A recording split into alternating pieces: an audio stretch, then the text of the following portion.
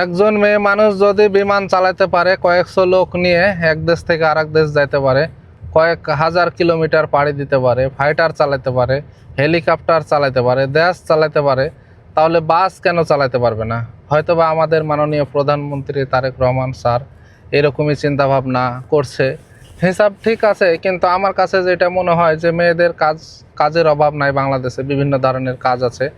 তবে কন্ট্রাক্টরি পোস্টটা হয়তো মেয়েদেরকে দিয়ে করাইলে আর ড্রাইভিং জবটা যদি ছেলেদের দিয়ে করায়, তো আমার মনে হয় যে বাংলাদেশের রোড অনুযায়ী আর যে পরিমাণে জ্যাম আর রাস্তাঘাটের পরিস্থিতি, ছেলেদেরকে ড্রাইভিংটা দিলে আর মেয়েদেরকে কন্ট্রাক্টর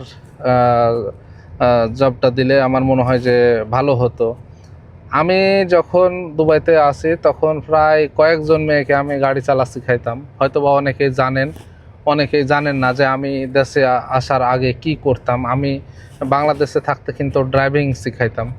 প্রায় অনেকজন আমার কাছে শিখছে। তো আমাদের এই কোম্পানিতেও বেশ কয়েকজন আছে। তো একজন মেয়ে আমাদের কোম্পানিতে আছে, আমার কাছে ড্রাইভিং শিখছিল, আমাদের এলাকারই। তো ওখানে মানে প্রচুর ভয় করতো গাড়ি চালাইতে। তো ভয় করতো, যাই হোক আমি অনেক কষ্টের বিনিময়ে তাকে শিখাইছিলাম, শিখছিল। এখানে আসার পরেও সে লাইসেন্স পাইছিল, কিন্তু অনেকবার ফেল করছিল, ভয় করতো গাড়ি চালাতে। গাড়ি চালানো অবস্থাতে শুরুর দিকে বেশ কয়েকবার অ্যাক্সিডেন্ট করছে।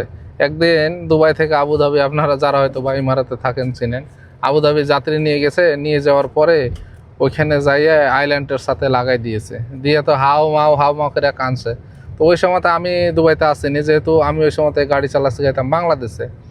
তো ওদের আসার আমি 2 থেকে 3 মাস পরে এসেছিল। তো আমার আগেই তারা গাড়ি পাইছিল। তো আমার নাম্বার তাদের সাথে ওইভাবে বাংলাদেশে যোগাযোগ ছিল, কিন্তু এখানে যোগাযোগ ছিল না। তো যাদের সাথে যোগাযোগ ছিল তাদেরকে কল করে বলে যে আমার তো এরকম সমস্যা হয়েছে, এখন আমি কি করব। মানে প্রচুর ভয় খেত এক কথায়। তো মেয়েদেরকে যদি আমার মনে হয় যে ওই সুপারভাইজার কন্ট্রাক্টর যে পোস্টটা সেই জায়গাতে দিত, আর যদি ছেলেদেরকে ড্রাইভিংটা দিত, তাহলে আমার মনে হয় যে ভালো হতো।